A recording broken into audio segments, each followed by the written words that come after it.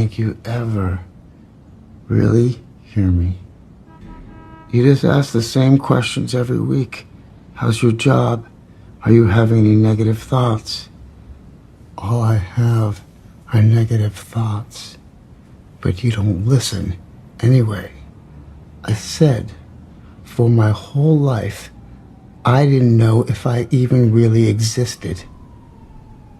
But I do.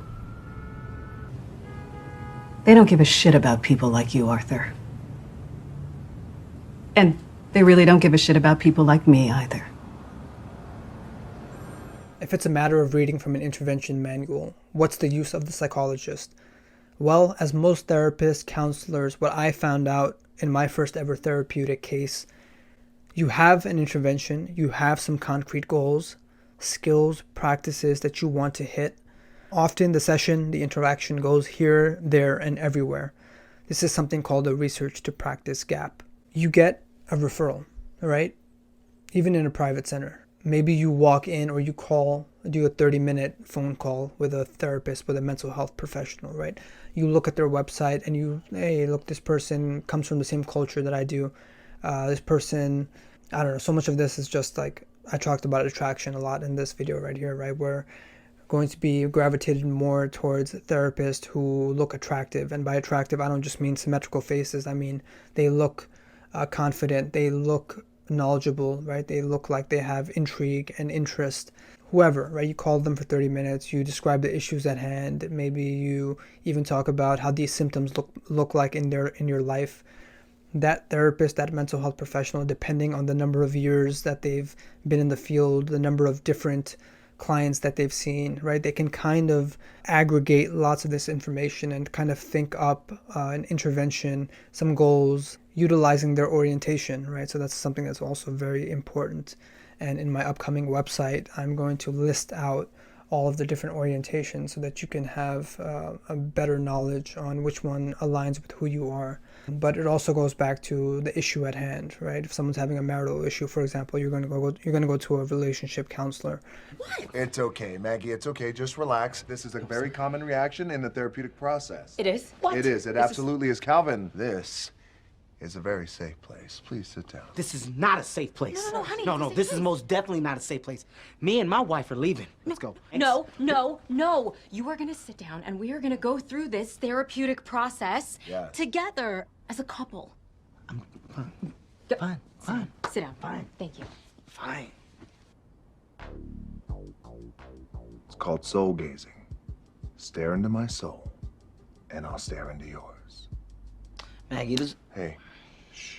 There's no talking, and don't look away. Stare into my soul.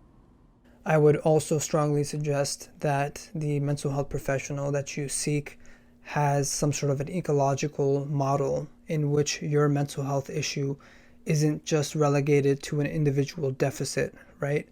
There's some sort of communal, larger aspect that's brought into the focus of therapy, right? That can be existentialism, right? Trying to understand what your meaning framework is, trying to embed you within a community which can supplement some of that meaning. Whether that's like a group, communal, therapeutic-based model, right? Many private centers have these larger retreats that's the focus of the therapy as well, right? So you're doing the individual therapy part, and then also you have the opportunity to connect meaningfully with other people who are suffering, right? And that's very important because pro-social development is linked with better mental health and better social health also. I'm Doug and I'm an alcoholic. Hi, Doug. One of the things I do for a living is count. I count votes. Yays, nays, neutrals, abstaining. And I'm good at it. But the most important count I do has nothing to do with work. It's the number of days since April 4th, 1999. As of this morning, that's 5,185. The bigger that number gets, the more it frightens me, because I know all it takes is one drink to go back to zero. Most people see fear as a weakness. It can be. Sometimes for my job, I have to put fear in other people. I know that's not right, but if I'm honest, like the fourth step asks us to be, I have to be ruthless, because failure's not an option. right? So in my specific case, right, I worked at a public school. My first therapeutic case came in. I read the history. I read the report. I looked into their school records. I looked into whatever previous information I could glean from whatever was brought to me. I looked at their diagnosis. I tried to even did some literature review, right? Tried to understand what interventions are most helpful for that diagnosis. I emailed some upper level students to see whether they've worked with a student similar to the one that I was going to work with. They sent me some resources, right? I put together these folders which had some psychoeducation on there, some biological, neurological information on their diagnosis, right? I was getting ready for this kid to come in, man. I was so excited. I had a binder for the kid and everything. So this was a remedial school, right? It was a former prison turned into a school. And this kid came in, and I introduced myself. The kid doesn't want to be there, right? This is another huge issue of being at a school, right?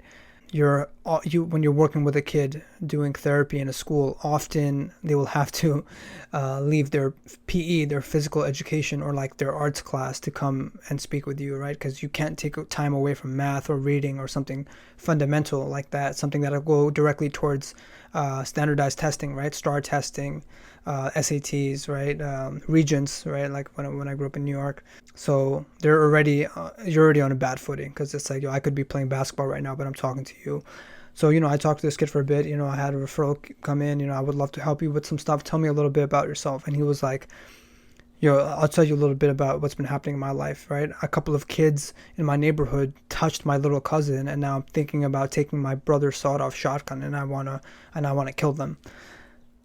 So that's the opening statement right there.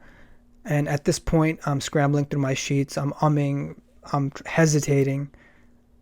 I mean, nothing in my graduate training has prepared me for this moment right here, as it often never does. These spontaneous encounters happen time and time again, right? So that's 4 years ago. So now, having worked with over 1,000 youth, I see for myself just what it is any person can do in this situation. And that's speak from your heart. Psychology is inherently a philosophical and metaphysical science. The amount of evidence-based scientist practitioner sessions I've had that at least converged with, if not gone into full aspects of morality, existence, existentialism. Why do bad things happen to good people? Theological aspects. Why would God do that? One of the kids I had at the prison, at the detention center a couple of months ago, asked this question to me in the middle of us just talking about depression. Is God being real more important, or is believing in God more important? Right? That's so awesome. And that goes into the existential aspects, right? Why do we even need to exist? What's our purpose in being here? She used to say, be careful of the Murdoch boys. They got the devil in them.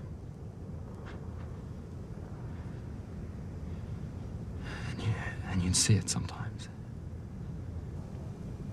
And I didn't understand it, what he was feeling deep inside. I didn't understand it. Not back then. But you understand it now? Perhaps this would be easier if you tell me what you've done.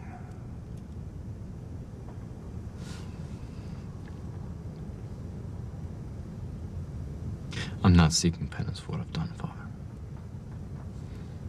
I'm asking forgiveness for what I'm about to do. That's not how this works. For all those people, especially undergraduates, who want to become psychologists or therapists, it all starts with who you are and what you bring to the table. And you can couch that in whatever terms you want, interpersonal style, theoretical orientation, on and on. I am very open with my kids, right? I don't even call them clients, right? I hate that term, right? I connect with them very deeply, but that's just who I am. And I think Robin Williams illustrates this aspect of humanistic approach very, very well in this clip, right? Bringing in a level of compassion and certainty that the person you're working with is the agent of their own change. From Goodwill Hunting right here. So, what is it, like Will has an attachment disorder? Is it all that stuff? Fear of abandonment? Is that why I broke up with Skylar? I didn't know you had. Yeah, I did. You want to talk about it? No. It's not your fault. Don't fuck with me. It's not your fault. Don't fuck with me, all right? Don't fuck with me, Sean, not you. It's not your fault.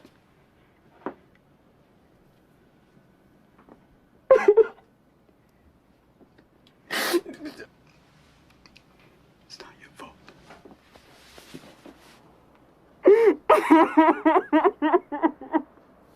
Oh my God. Oh my God, I'm so sorry. And that clip isn't far off, right? I'm getting a little emotional here because faces and real lives come to mind.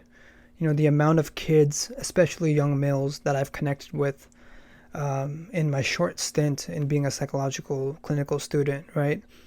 It just shows how much a little effort goes. I know that clip reminds me of one kid. He was detained for the first time, and when I came in, he was hitting his head against the wall, right? Such at a loss, right? As often the case for kids who are first detained, right? So much suffering. What did I do to deserve this? God is punishing me.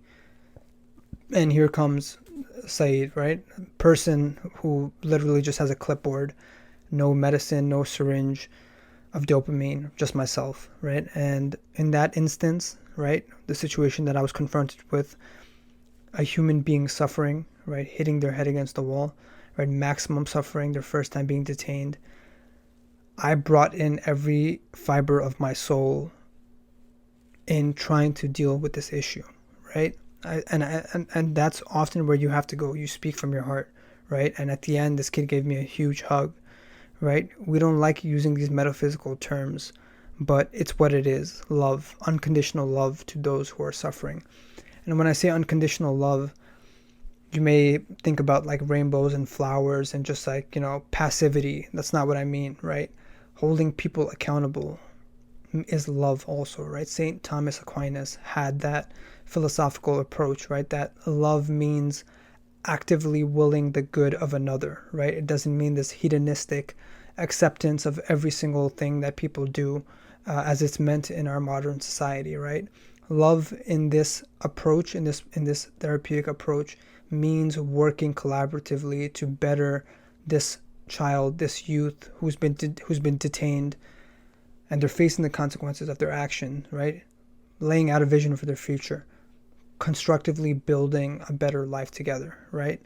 And ultimately enabling that person to become their own agent, their own spiritual agent who can enact these virtues in their life, believing in that person, especially with young people, right? That self-efficacy is so important.